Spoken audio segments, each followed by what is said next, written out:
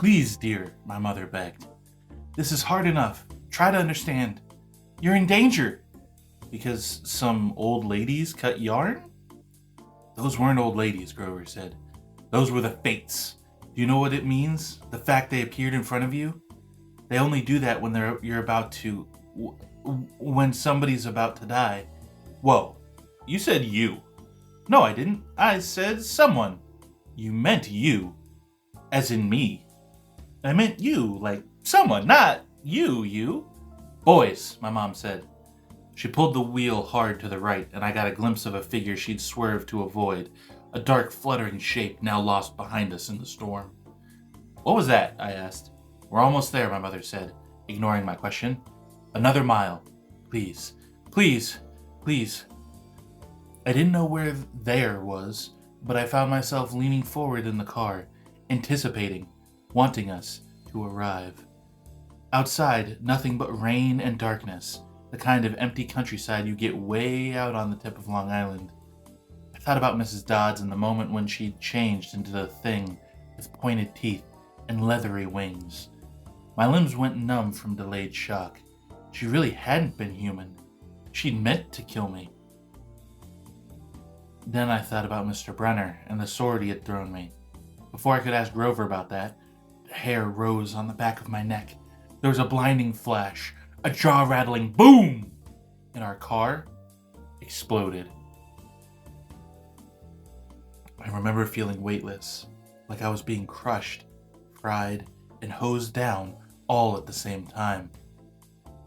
I peeled my forehead off the back of the driver's seat and said, "Ow!" "Percy!" my mom shouted. I'm okay." I tried to shake off the daze. I wasn't dead. The car hadn't really exploded. We'd swerved into a ditch. Our driver's side doors were wedged in the mud. The roof had cracked open like an eggshell and rain was pouring in. Lightning. That was the only explanation. We'd been blasted right off the road. Next to me in the back seat was a big motionless lump. "Grover!" He was slumped over, blood trickling from the side of his mouth. I shook his furry hip, thinking, "No! Even if you are a half-barnyard animal, you're my best friend, and I don't want you to die." Then he groaned, "Food," and I knew there was hope. "Percy," my mother said, "we have to..." Her voice faltered. I looked back, in a flash of lightning, through the mud-spattered rear windshield. I saw a figure lumbering toward us on the shoulder of the road. The sight of it made my skin crawl. It was a dark silhouette of a huge guy, like a football player. He seemed to be holding a blanket over his head. His top half was bulky and fuzzy. His upraised hands made it look like he had horns. I swallowed hard. "Who is..." "Percy," my mother said, deadly serious. "Get out of the car." My mother threw herself against the driver's side door. It was jammed shut in the mud. I tried mine. Stuck too. I looked up desperately at the hole in the roof.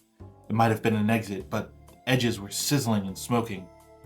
"Climb out the passenger's side," my mom told me. "Percy, you have to run. Do you see that big tree?"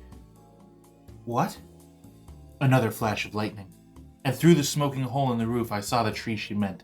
A huge, White House Christmas tree-sized pine at the crest of the nearest hill.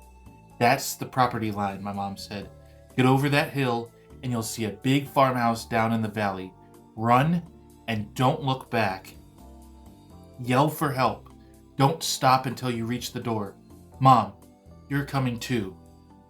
Her face was pale. Her eyes as sad as when she looked at the ocean. "No!" I shouted. "You are coming with me! Help me carry Grover!" "Food," Grover moaned, a little louder.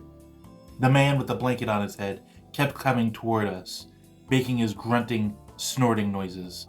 As he got closer, I realized he couldn't be holding a blanket over his head because his hands, huge, meaty hands, were swinging at his sides. There was no blanket, meaning the bulky, fuzzy mass that was too big to be his head was his head.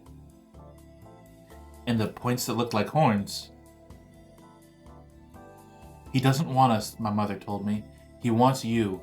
Besides, I can't cross the property line. But we don't have time, Percy. Go, please. I got mad, then mad at my mother, at Grover the goat, of the thing with horns that was lumbering toward us slowly and deliberately, like a bull. I climbed across Grover and pushed the door open into the rain. We're going together. Come on, Mom. I told you. Mom, I'm not leaving you. Help me with Grover. I didn't wait for her answer. I scrambled outside, dragging Grover from the car. He was surprisingly light, but I couldn't have carried him very far if my mom hadn't come to my aid. Together, we draped Grover's arms over our shoulders and started stumbling uphill through wet, waist-high grass. Glancing back, I got my first clear look at the monster. He was 7 feet tall. Easy!